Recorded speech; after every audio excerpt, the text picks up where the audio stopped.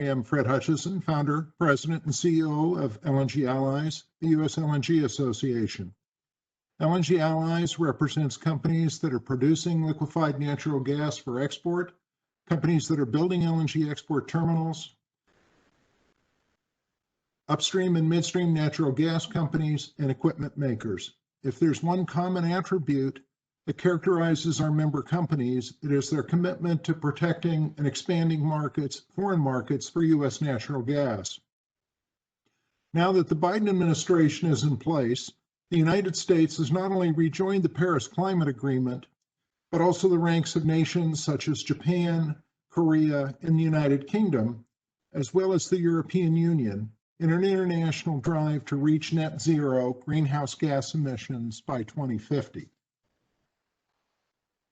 So let me start a short presentation as I get all of us to think about 2050.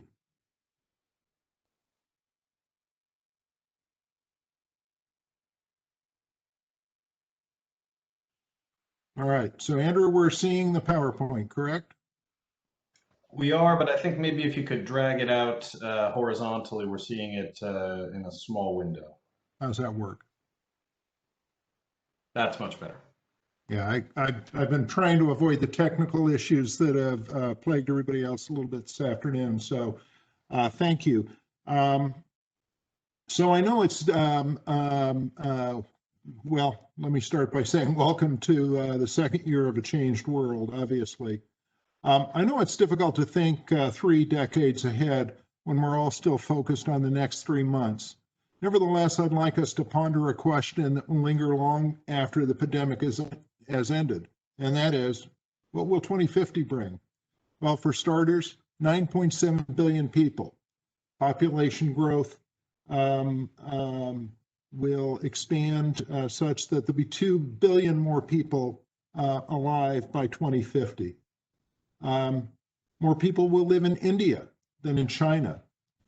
By 2050, the population of sub-Saharan Africa will have more than doubled, with most of the increase occurring in urban areas. And by 2050, 1 of 6 people will be age 65 and older, an increase from today's ratio of 1 in 11. Now let's talk about the global economy in 2050. There will be much greater global prosperity by then. In fact, global GDP is expected to double in just 21 years from now by 2042. And the average growth rate in the largest emerging economies, what some people call the E7, will be 3.5% per year compared to 1.6% per year in the G7 nations. By 2050, the 5 largest economies ranked by national GDP are likely to be China, India, the United States, Indonesia, and Brazil. And here's a statistic that truly surprised me. By 2050, the European Union's share of global GDP will have fallen to less than 10%. Now let's talk about energy in 2050. In 2050, global energy use will still be rising despite aggressive energy conservation efforts, with total energy demand projected to grow by 50%. Nearly all of that growth will occur in non-OECD nations. Electricity usage, as you might expect, is projected to grow the fastest. And demand for air conditioning will in all likelihood skyrocket. Beyond these interesting projections, there's another reason why the year 2050 is front of mind. As I said at the outset, more and more nations and companies are committing to a net zero future. At LNG Allies, we fully support that goal. Climate change is the most important and urgent problem facing humanity. But it is not the only challenge we face.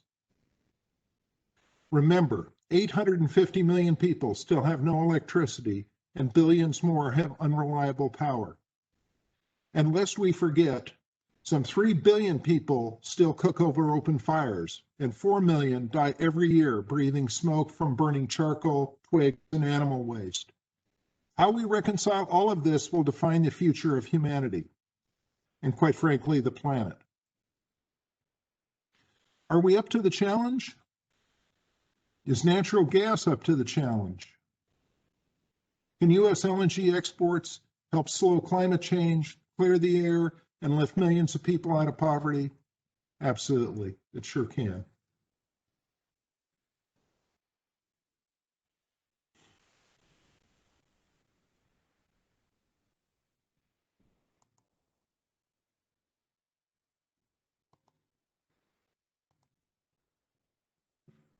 All right.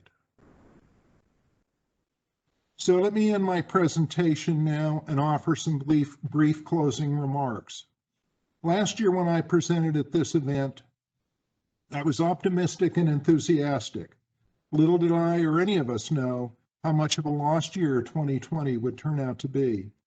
As I appear here today, I know that 2021 will also be challenging in many ways, but I'm the kid who always believed he was getting a pony for Christmas, and so I remain optimistic about the future of the U.S. LNG industry.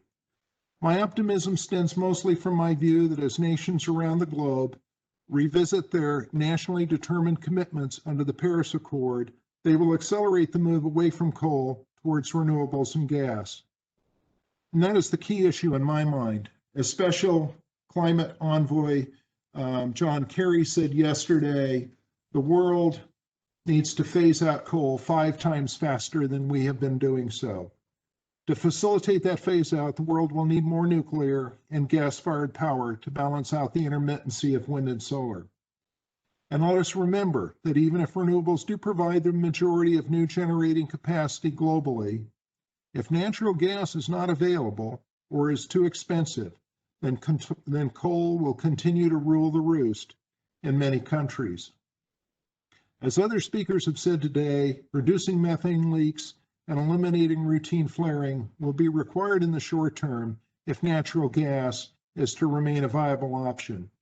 But enhanced regulation and commercial ingenuity will soon reduce the climate footprint of U.S. LNG, and with new near zero CO2 emissions power plants and carbon capture and sequestration right on the horizon, American natural gas will be part of the global energy transition that we all long for and anticipate.